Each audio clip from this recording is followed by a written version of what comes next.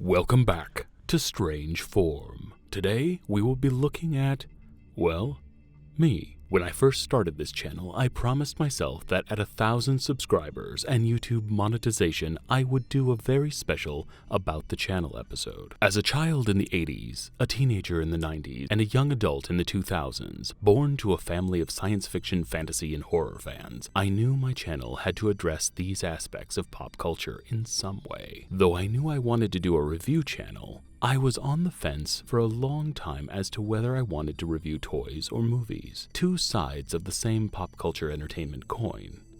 But in the end, it was toys that would win out, for two reasons. Number one, toys allow me to talk about both the item and its entertainment significance. Whether that's a show, Saturday morning cartoon, or feature film, toys had a certain versatility that allowed me to cultivate a broadly impassioned audience. And reason number two?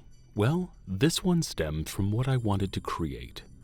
I was forged on the internet in the days before TikTok and Facebook, when like-minded people would gather in places like the Spawn.com forums and get to know each other as people rather than just cliques. So I wanted a place where the audience could feel free to talk in the comments without feeling like it needed to be a competition for likes. And even now, as I'm sure you all know, the toys and collectible community, as well as the adjacent horror community, are some of the most down-to-earth people on the internet. So toys and collectibles with a slight horror bent seemed like a great place to start. From the very beginning, I took a few unorthodox chances when it came to presentation and theatrics. The original name, What's in the Box, was a nod to the film Seven, but ended up being more of a hindrance as it's an oversearched term, so Strange Form was born. Now I'm sure all of you have figured this out, but Strange Form is a reference to the word xenomorph, the word xeno meaning strange, foreign, or other from the Greek xenos, meaning stranger or guest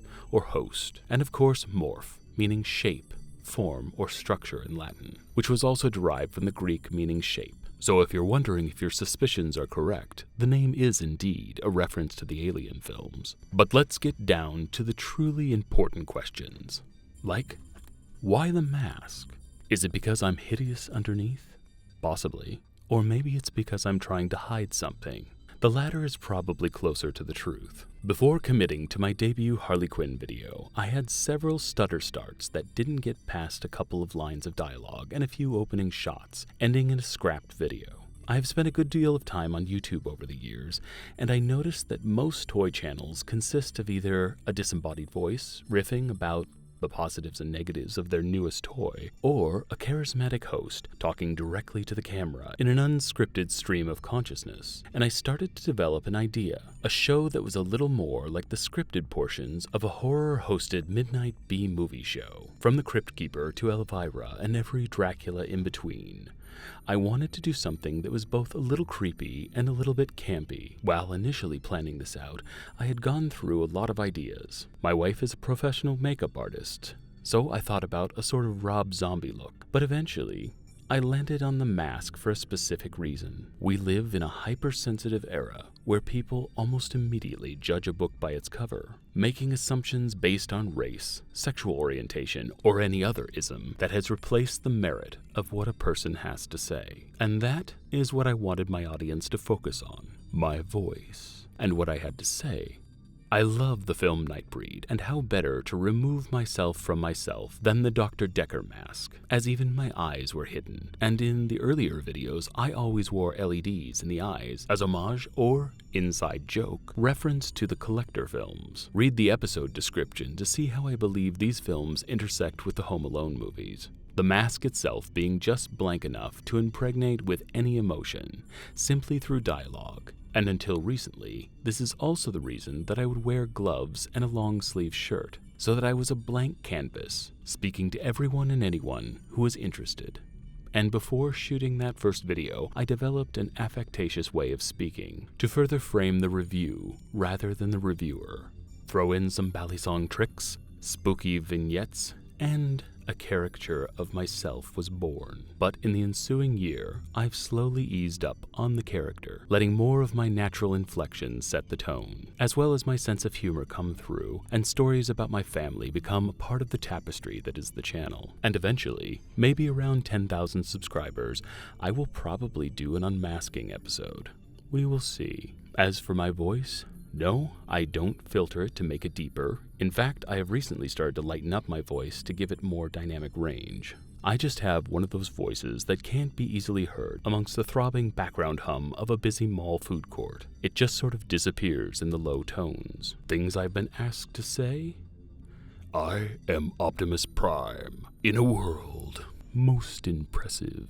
If you watched any of my Court of the Dead videos, it might come as no surprise that as a young lad I was a trained Shakespearean actor, and was actually considered for the lead in 10 Things I Hate About You, even having gotten a call back before they went with Heath Ledger. My other notable brush with fame is that I have the honorable distinction of having been asked, "Did you remember my Dr. Pepper?" by Mr. James Earl Jones. I worked for a high-end catering company who served the likes of Bill Gates, the Hanauer family, the Starbucks Corporation, the Nordstrom family, to name but a few. And they knew I was a huge Star Wars fan, so they let me be the one to deliver to a James Earl Jones speaking event. Mr. Jones' agent impressed on us that it was extremely important that he have both a regular Dr. Pepper and a diet Dr. Pepper, something we didn't carry and had to be picked up on the way. My understanding from his agent was that the regular one was for before the event and the diet for afterwards. I was in professional mode, so I didn't get an autograph or ask many questions, but I will say that he was a very gracious and elegant man, and taller than I had imagined.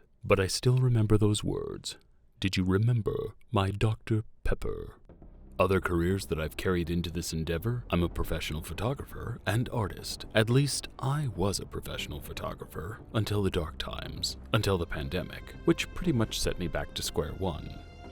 I have shot everything from weddings to fashion editorials, and if you follow me on Instagram or watch the new Office Studio episode, you've probably seen some of my artwork. And if you did watch that video, you also know that I'm working on a novel, which I will be reading excerpts from during my TB League Egyptian Gods reviews. I've also done some professional videography and writing.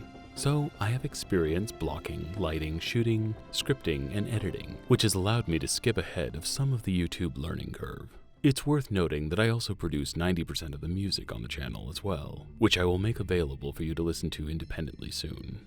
Now, why is the channel so family-friendly, you might ask? I have been a husband for 24 years and am a father of 4 children, ranging from 20 years old to 3, and I'm no stranger to running to the phone volume button when the F-bombs start to rain down on little pictures. I try to keep the channel moderately PG-13, but weird enough to be placed in the cult section, so you can watch it with your children or your parents, but not without feeling a little awkward here and there. In the end, all the work that goes into each episode is me and sometimes my talented family, so that should explain why some of the episodes take longer to produce. But I'm streamlining the process and hope to have a couple episodes out a week soon. I have big plans for the year to come, and I'm excited to have you all along for the ride. And what are those big plans, you might ask? Well, after the pandemic, my family and I sold our home and put aside a small nest egg to start the many endeavors you have seen over the last year, and will see coming through the channel soon. After having sold our home, we moved 3,300 miles from Seattle, Washington to Massachusetts, and now, in an old, creepy, haunted Edwardian with tons of studio space, my hope is to build a large, thriving community who enjoys toys, collectibles, and pop culture memorabilia, and maybe introduce the few of you who are interested to the other projects I'm working on, such as my art, which is starting to hit stores and will be available on Amazon soon, my book, which I'm finishing and am excited to tell you about, and someday soon an even bigger project, which I will be talking about in the months to come. So buckle up.